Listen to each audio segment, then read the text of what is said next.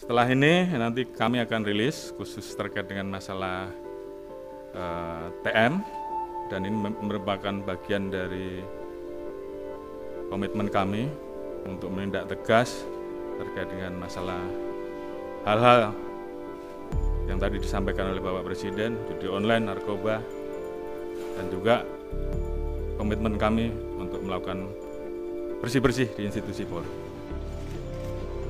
Beberapa hari yang lalu, Polda Metro melakukan pengungkapan terhadap jaringan peredaran gelap narkoba. Berawal dari laporan masyarakat, kemudian saat itu berhasil diamankan 3 orang dari masyarakat sipil. Kemudian dilakukan pengembangan. Ternyata marah dan melibatkan anggota polisi berpangkat Bribka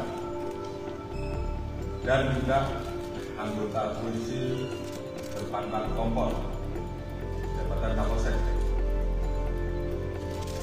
Atas dasar tersebut, meminta untuk terus mengembangkan dan kemudian berkembang pada seorang pengedar dan kemudian mengarah kepada personel oknum anggota Polri yang berpangkat AKBP.